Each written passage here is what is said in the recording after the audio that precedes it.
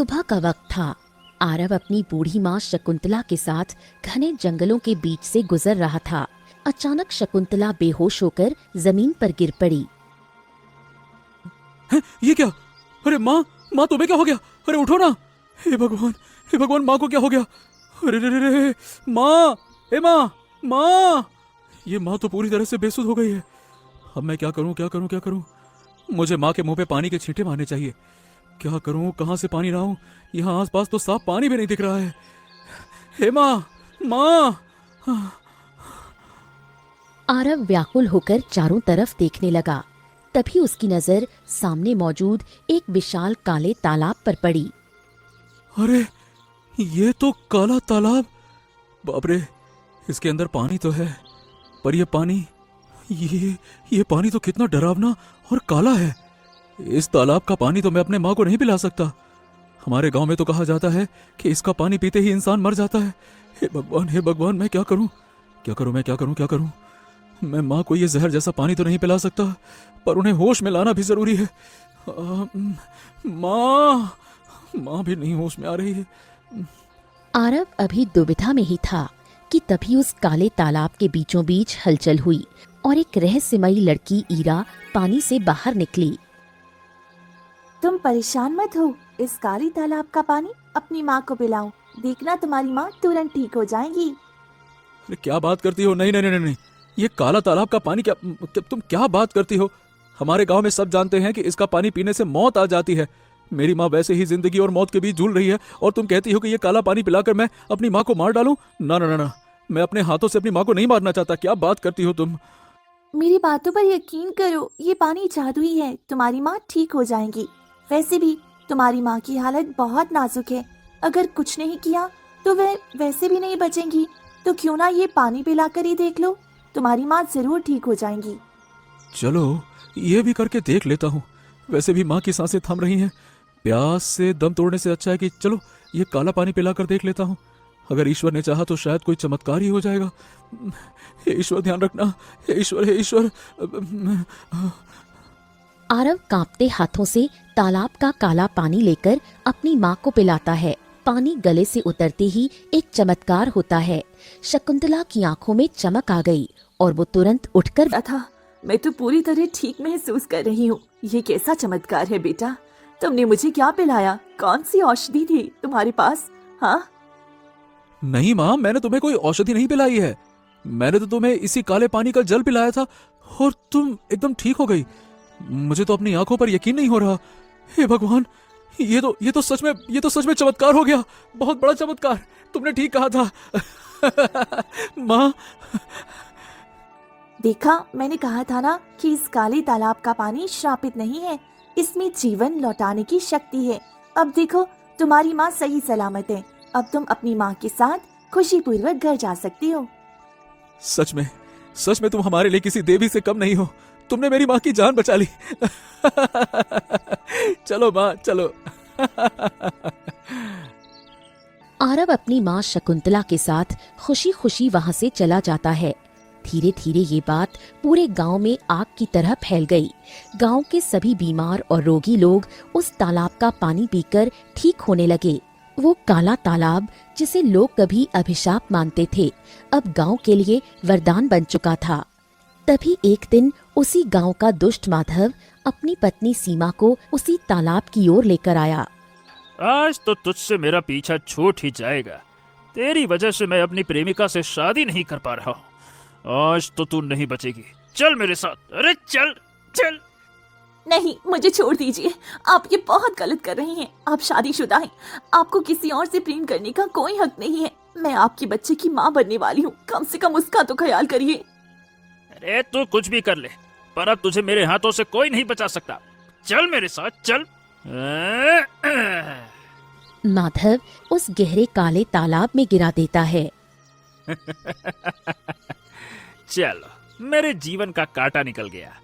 अब मैं अपनी प्रेमिका से शादी करके ऐश की जिंदगी जी सकता हूँ।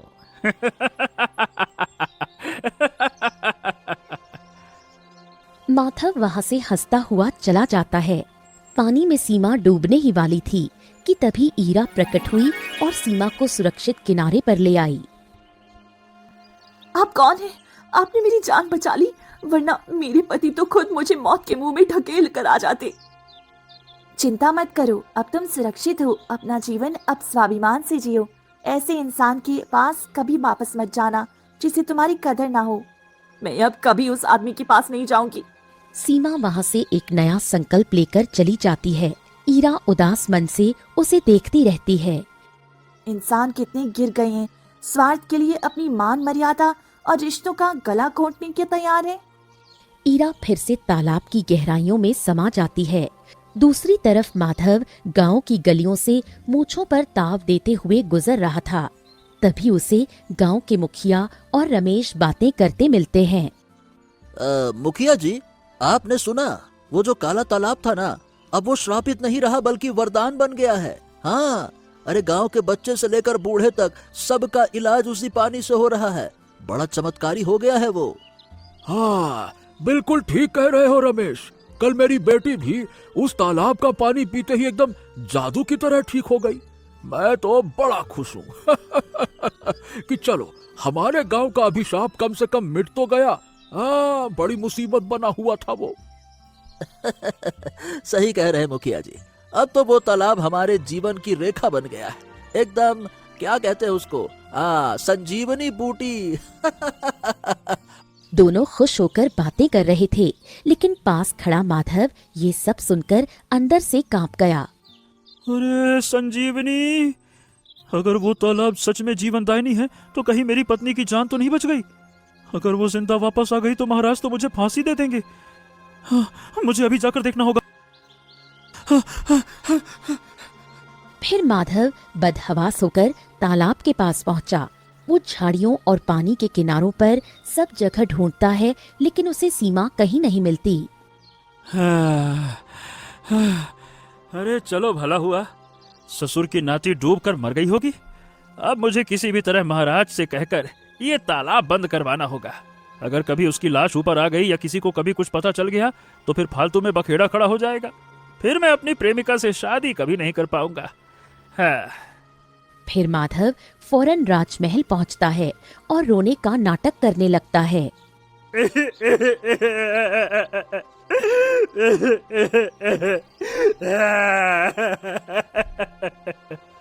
अरे क्या हो गया, क्या हो गया, क्या बात है? कौन हो तुम और इतने परेशान क्यों हो? क्या बात है? दुहाई हो महाराज, दुहाई हो। मेरी दुनिया लुट गई, मैं तो बर्बाद हो गया। आपकी लापरवाही ने मेरी पत्नी को मुझसे छीन लिया। कल उस काले तालाब का जहरीला पानी पीते पीते वो मर गई महाराज, मर गई मेरी बीवी। आपने उस खूनी तालाब को अब तक खुला क्यों रखा है महाराज? क्यों क्यों क्यों मेरी बीवी? बस बस बस, शांत हो जाओ। ये तुम क्या बातें कह रहे हो? पूरे राज्य के लोग तो कह रहे हैं कि उस पानी से बीमार लोग ठीक हो रहे हैं, फिर तुम्हारी पत्नी की मृत्यु कैसे हो गई? महाराज, मैं अपने ही हाथों से उसका अंतिम संस्कार करके आ रहा हूँ, उसको आग दे के आ रहा हूँ। क्या आपको एक दुखी पति की बात पर यकीन नहीं है?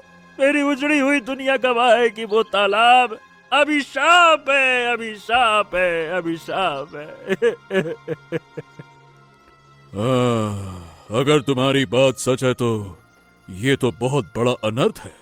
मैं आज ही घोषणा करता हूँ कि उस तालाब को चारों तरफ से सैनिकों के पहरे में लेकर हमेशा हमेशा के लिए बंद कर दिया जाए। कोई भी उसके पास नहीं जाएगा। आपका बहुत बहुत धन्यवाद महाराज, बहुत बहुत धन्यवाद। मेरी बीवी तो बच ना सकी, कम से कम बाकी लोग तो सुरक्षित रहे।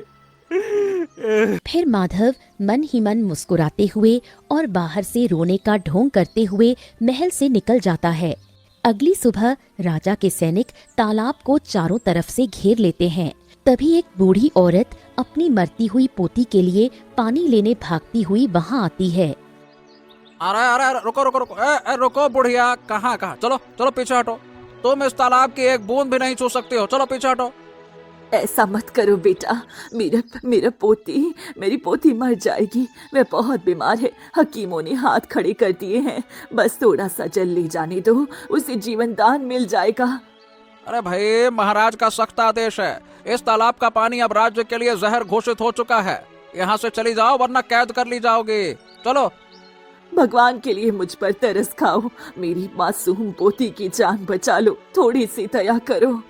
बूढ़ी औरत गिड़गिड़ाती रह जाती है, लेकिन पत्थर दिल सैनिक उसे पानी नहीं लेने देते। वो थक हार कर रोती हुई अपने घर लौट आती है और अपनी बीमार पोती का सिर गोद में रखकर फूट फूट कर रोने लगती है। मुझे माफ कर दो मेरी बच्ची, मैं चाह कर भी तुझे नहीं बचा पा रही। सोचा था उस चमत्कारी जल से तू ठीक हो जाएगी, पर विधाता को कुछ और ही मंजूर है। ना मेरे पास इतना धन है कि तुझे दूसरे राज्य ले जाऊं, और ना ही ये सैनिक मुझे जल दे रहे हैं। अब मैं क्या करूं? बूढ़ी औरत रोते हुए सो जाती है। तभी रात के अंधेरे में ईरा चुपके से बूढ़ी औरत के घर बर्तन में काला पानी रख देती है। सुबह जब बूढ़ी औरत की नजर उस पर पड़ती है, अरे ये क्या, ये तो वही काला तालाब का पानी है। ये यहाँ कैसे आ गया? ये तो सच में चमत्कार है। बेटी जल्दी ये पानी पी ले। पानी पीते ही पोती ठीक हो जाती है। ऐसे ही वक्त बीतता है और इस पहरे के बावजूद ईरा सबको पानी पहुंचाती रहती है। एक दिन माधव उसे देख लेता है। अच्छा, तो मैं तालाब बंद करा रहा हूँ और तू रोज पानी ला ला कर सबको दे रही है। अरे तू तो छोड़ दो मुझे, तुम क्या कर रही हो? तुम्हारी हिम्मत कैसे हुई वो काला पानी यहाँ से लाने की? हैं? कैसे हिम्मत हुई? तुम्हारी लालच ने सबकी जान जोखिम में डाल दी है। ये पानी शापित नहीं, जीवन है। अब महाराज ही फैसला करेंगे। चलो। अरे चलो तुम। माधव ईरा को घसीटते हुए राजा सूर्यदेव के दरबार में ले जाता है। महाराज महाराज महाराज, आपकी जय हो। आपने तालाब बंद कर दिया था ना महाराज, पर ये लड़की हर रात वही पानी अपने गांव वालों को दे रही है। ये सबको श्रापित करना चाहती है महाराज। महाराज अब इसका न्याय आप ही कीजिए, कड़ी से कड़ी सजा दीजिए महाराज इसको। क्या बात कर रहे हो? इतनी हिम्मत इसकी हो गई कि हमारे लोगों की जान के साथ खिलवाड़ कर रही है? सैनिकों, इसे ले जाकर काल कोठरी में बंद कर दो, जहां सूरज की सीधी रोशनी आती हो, तभी इसे अपनी सजा का पता चलेगा। ले जाओ इसे। फिर सैनिक ईरा को जबरदस्ती ले जाकर बंद कर देते हैं। जैसे ही सुबह का सूर्य निकलता है और उसकी धूप ईरा पर पड़ती है, उसका शरीर अचानक गलने लगता है और वो दर्द से चीखने लगती है। नहीं नहीं, ये क्या हो रहा है? मेरा शरीर जल क्यों रहा है? मुझे बचाऊंगी, कोई मुझे बचाओ, मेरी मदद करो। ईरा छटपटाती है, लेकिन वो धूप से बच नहीं पाती। देखते ही देखते एक दिन बीत गया। लगातार धूप पड़ने की वजह से उसका शरीर धीरे धीरे पिघलने लगा। तभी एक दिन महारानी नैनिका वहाँ से गुजरती है और उनकी नजर अधमरी ईरा पर पड़ती है। अरे ये तो वही लड़की है जिसने अपने औषधि और काले तालाब के जल से पूरे गांव की मदद की थी। इसके शरीर को क्या हो रहा है? धूप लगते ही ये गल क्यों रही है? इसी की वजह से मेरी बेटी की तबीयत भी ठीक हुई थी। महाराज तो किसी की सुनते नहीं, पर मैं इसे इस हाल में नहीं छोड़ सकती। नैनिका चुपके से काल कोठरी के पास जाती है। तुम ठीक तो हो? तुम इतना चीख क्यों रही हो? मुझे यहाँ से बाहर निकालो, ये धूप मेरी जान ले रही है। मैं निर्दोष हूँ, मैंने तुम्हारी बेटी की मदद की थी, तुम्हें तो पता है ना। हाँ, तुम्हारी वजह से मेरी बेटी बची है। मैं महाराज के फैसले से बिल्कुल भी सहमत नहीं हूँ। मैं महाराज के फैसले के खिलाफ जुबान तो नहीं खोल सकती, लेकिन तुम्हें यहाँ से आजाद जरूर कर सकती हूँ। शाम होने वाली है, महाराज जंगल भ्रमण के लिए निकलेंगे, तभी मैं तुम्हें यहाँ से निकालूंगी। फिर शाम होते ही नैनिका चोरी छिपे ईरा को काल कोठरी से बाहर निकालती है और उसे घने जंगलों में ले आती है। अब बताओ, तुम कौन हो? तुम्हारा शरीर धूप में बिकलने क्यों लगा था? और तुम उस काले तालाब का जल देखकर सभी गांव वालों को ठीक क्यों कर रही हो, अपनी जान मुसीबत में डालकर? क्योंकि मैं इस धरती लोक की नहीं हूँ, मैं निंदा लोक की हूँ, और मुझे इंसानों की मदद करना अच्छा लगता था, इसीलिए मैं अपनी दुनिया छोड़कर अक्सर यहाँ आती थी। पर एक दिन गरीबों और दुखियों की मदद करूंगी, जिन्हें धन या औषधि की जरूरत है। ईरा मुस्कुराते हुए आगे बढ़ती है। दूर खड़ा एक बूढ़ा व्यक्ति उसे देख लेता है और पहचान जाता है। अरे, ये तो वही फरिश्ता है जो नंदिना लोक से आती है। सुना है ये लोग बहुत मासूम होते हैं। मुझे इसके पास मौजूद वो जादुई शक्तियों का गोला हासिल करना होगा। अगर मुझे वो मिल गया तो मैं पूरी दुनिया का मालिक बन जाऊंगा। पर मैं इसे फंसाऊं कैसे, कैसे कैसे? फिर बूढ़ा व्यक्ति एक बड़ा पत्थर अपने पैर पर मारता है। वो लंगड़ाते हुए ईरा के पास जाता है और बेहोश होने का नाटक करता है। ये क्या बाबा, आप ठीक तो हैं? आप कौन हैं? बेटी, मेरी मदद करो बेटी, मेरी मदद करो। मेरा गांव तबाह हो गया है, सब लोग घायल हो गए हैं और आखिरी सांसें गिन रहे हैं। बेटी, मेरी मदद करो बेटा, मेरी मदद करो। आप फिक्र मत कीजिए, मैं उन सबकी मदद करूंगी। मैं यहाँ सबकी सेवा करने ही आई हूँ, मेरे पास शक्तियाँ भी हैं। मैंने देखा है तुम्हें, तुम बहुत दयालु हो और तुम्हें मैंने कई बार सबकी मदद करते हुए भी देखा है। पर मेरे गांव के लोग अजनबी शक्तियों से डरते हैं, वो तुम्हें देखते ही हमला कर देंगे। बेटा, तुम एक काम करो, अपनी शक्तियां मुझे दे दो। हाँ हाँ, मैं उनसे अपने गांव वालों को ठीक कर दूंगा और फिर तुम्हें तुम्हारी शक्तियां वापस कर दूंगा। बेटा, पर अपनी शक्तियों के बिना तो मैं अधूरी हूँ, मैं उन्हें किसी और को कैसे दे सकती हूँ? देखो बेटी, मैं मानता हूँ कि तुम्हारे पास बहुत सारी दिव्य शक्तियां हैं और तुम सिर्फ सबकी निस्वार्थ मदद करती हो, लेकिन इस वक्त मेरे गांव के निर्दोष लोगों की जान खतरे में है। अगर तुम वहां सीधे गई और तुम्हें कुछ हो गया तो तुम्हारे नंदिना लोक के लोग यहाँ आकर धरती पर कोहराम मचा देंगे। ए बेटा, तुम हमारी मेहमान हो, इसीलिए मुझे तुम्हारी जान को भी सुरक्षित रखना होगा ना, ऐसे थोड़ी ना कर सकते हैं। इसीलिए कहता हूँ बेटा, तुम अपनी शक्तियाँ मुझे दे दो, मैं काम करके तुम्हें लौटा दूंगा। अच्छा ठीक है बाबा, अगर आप इतना सोच रही हैं और सबकी भलाई इसी में है तो मैं अपनी शक्तियाँ आपको देने के लिए तैयार हूँ। आप उन सबकी मदद कीजिएगा और फिर मेरी शक्तियाँ मुझे वापस लौटा दीजिएगा। फिर ईरा अपनी आंखें बंद करके मंत्र पढ़ती है। उसके सीने से एक अत्यंत चमकदार जादुई गोला बाहर निकलता है, जिसे वो उस बूढ़े व्यक्ति को सौंप देती है। ये लीजिए मेरी सारी शक्तियाँ, आप जल्दी से जाइए और उन पापियों को सजा दिलवाइए, मासूमों की जान बचाइए, फिर मेरी शक्तियाँ मुझे लौटा देना। हाँ हाँ हाँ हाँ, क्यों नहीं, बस अब मेरा काम हो गया। हाँ। जैसे ही वो बूढ़ा व्यक्ति उस जादुई गोले को अपने हाथों में लेता है और उसे अपने सीने में समाता है, तभी एक भयानक गर्जना होती है। तेज रोशनी के बीच वो बूढ़ा व्यक्ति एक खौफनाक तांत्रिक के रूप में बदल जाता है। उसकी हंसी पूरे जंगल में गूंजने लगती है।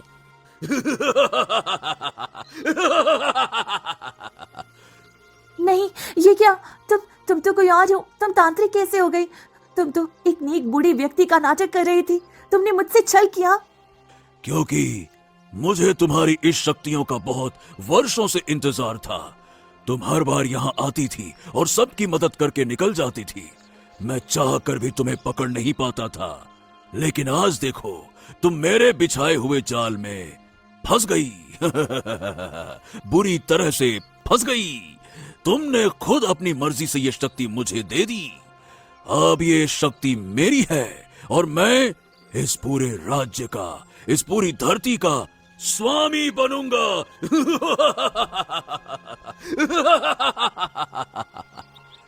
तांत्रिक वो जादुई गोला लेकर वहां से गायब हो जाता है। शक्तियां छिनते ही ईरा का शरीर वहीं जड़ होने लगता है। उसके पैर पत्थर के बनने लगते हैं और वो हिल भी नहीं पाती। नहीं, ये क्या हो रहा है? मेरी शक्तियों के बिना मैं जीवित नहीं रह सकती। अगर उस दुष्ट ने मेरी शक्तियों का गलत इस्तेमाल किया तो मेरे लोग के साथ साथ मैं भी पूरी तरह तबाह हो जाऊंगी। मुझे किसी भी तरह अपने लोग के लोगों को यहाँ बुलाना ही होगा ताकि मैं उस धोखेबाज तांत्रिक को सबक सिखा सकूं। ईरा बड़ी मुश्किल से अपने गले में पहने हुए एक नीले रंग के जादुई पेंडेंट को हाथ में ले लेती है और मंत्र पढ़ने लगती है। अचानक एक तेज प्रकाश पुंज धरती पर गिरता है और वहाँ एक तेजस्वी युवक प्रकट तो क्यों बुलाया है और तुम्हारी ये हालत किसने की है? देखो साहिल, यहाँ एक धूर्त तांत्रिक था जिसने धोखे से मेरी जादुई गोला हासिल कर लिया। मुझे तुरंत अपनी दुनिया वापस जाना है, वरना मेरा पूरा शरीर पत्थर का बन जाएगा और वह तांत्रिक मेरी शक्तियों से अनर्थ कर देगा। तुमने बहुत बड़ी गलती की है ईरा। तुम्हें धरती के लोगों की मदद करने का बहुत भूत चढ़ा था ना, अब भुगतो। अब तुम हमारी दुनिया की नंदिना लोक में कभी वापस नहीं जा सकती, क्योंकि उस जादुई गोले के बिना तुम्हारी कोई पहचान नहीं बची है। तुम अब इस धरती पर ही रहोगी। मैं बस अपनी शक्ति से तुम्हारी इतनी मदद कर सकता हूँ कि तुम इस पृथ्वी के शरीर से मुक्त होकर इंसानी रूप में रह सको, जब तक कि तुम अपनी शक्तियां वापस हासिल नहीं कर लेती। साहिल अपने हाथों से एक तेज दिव्य रोशनी छोड़ता है, जिससे ईरा का पत्थर बन रहा शरीर फिर से कोमल और इंसानी रूप में आ जाता है। साहिल बिना कुछ कहे वहाँ से अंतर ध्यान हो जाता है। अब मैं क्या करूं? मुझे कुछ समझ में नहीं आ रहा, लेकिन मैं हार नहीं मानूंगी। मुझे उस तांत्रिक से बदला लेना ही होगा और अपनी शक्तियां वापस पाना ही होगी।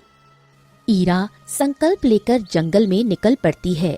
कुछ ही दूर जाने पर उसे वही तांत्रिक एक रहस्यमयी तालाब के किनारे बैठकर अपनी नई शक्तियों को जगाने के लिए साधना करता हुआ दिखता है। ईरा चुपके से पास जाती है और तालाब का पानी भरकर उसकी साधना की अग्नि पर डाल देती है। बस करो पाखंडी, अपना नाटक बंद करो। अब जल्दी से मुझे मेरी शक्तियां वापस दो। मैं इन शक्तियों के बिना अपनी दुनिया में नहीं लौट सकती और मैं तुम्हारी इन शक्तियों को ऐसे गलत इस्तेमाल नहीं करने दूंगी तुम्हें। तुमने मेरी शक्तियां वापस छीनने की कोशिश की और मेरी पूजा भी भंग कर दी। इस तालाब के पानी से मेरी साधना रुक गई है। अब देखो, मैं तुम्हें इसी तालाब में कैद कर दूंगा ताकि तुम कहीं ना जा सको। नहीं, ऐसा मत करो, मुझे मेरी शक्तियां दे दो। तांत्रिक एक नहीं सुनता और अपनी काली विद्या से ईरा को उसी तालाब में कैद कर देता है। जब तक कोई तुम्हारी बात मानकर इस तालाब का पानी नहीं पी लेता, तुम यहाँ से बाहर नहीं आ सकती। और वैसे भी इस तालाब का पानी पहले से ही काला है, जिसे कोई नहीं पीता। आज से मैं पूरे गांव में ये अफवाह फैला दूंगा कि इस पानी को पीने से मौत हो जाती है। फिर कोई भी यहाँ नहीं आएगा और तुम हमेशा हमेशा के लिए अंदर रहोगी।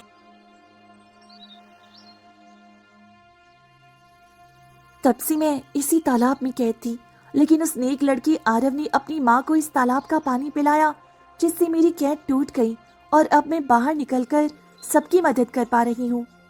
ये तो तुम्हारे साथ बहुत गलत हुआ। चलो, हम महाराज को सच बताते हैं, वह तुम्हारा साथ जरूर देंगे। पर उन्हें मेरी बातों पर यकीन नहीं होगा। मैं उन्हें जानती हूँ, वे बाहर से सख्त हैं पर दिल से बहुत अच्छी हैं। चलो चलते हैं। फिर दोनों वहाँ से निकलकर राजा सूर्यभान के पास पहुँचती हैं। राजा ईरा को देखते ही हैरान रह जाते हैं। तुम काल कोठरी से बाहर कैसे आई?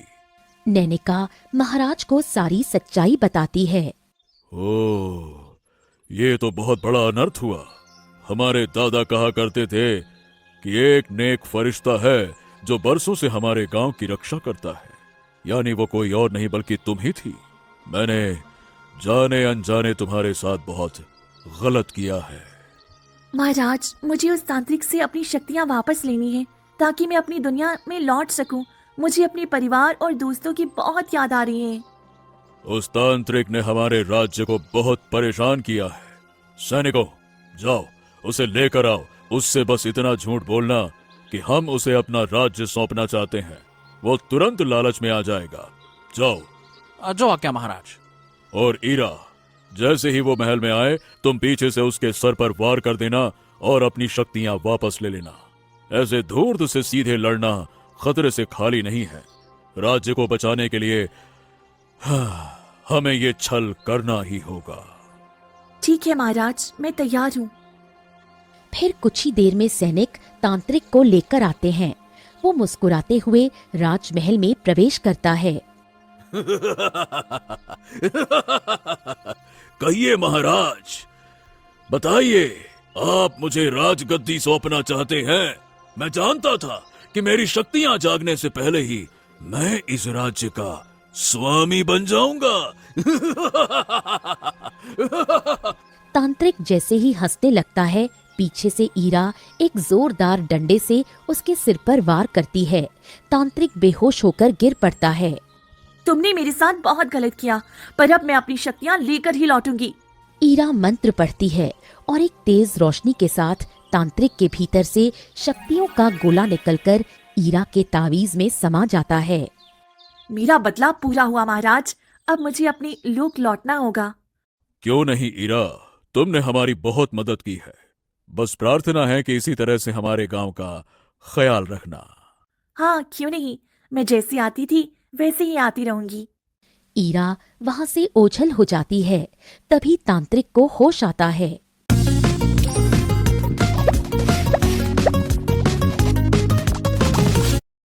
होश आता है। ये क्या? मेरी शक्तियां मेरे सिर पर वार किसने किया? जो पाप तुमने किए थे उसकी तुम्हें सजा मिल गई है। सैनिकों, इसे ले जाकर काल कोठरी में बंद कर दो। ले जाओ इसे। अरे नहीं नहीं नहीं, अरे छोड़ो मुझे। तुम लोग मेरा कुछ नहीं बिगाड़ सकते। मैं अपनी शक्तियों से इस पूरे राज्य को भस्म कर दूंगा। छोड़ो मुझे, छोड़ो छोड़ो। अब तुम्हारे पास कोई शक्तियां नहीं बची हैं। तुम अब सिर्फ साधारण अपराधी हो।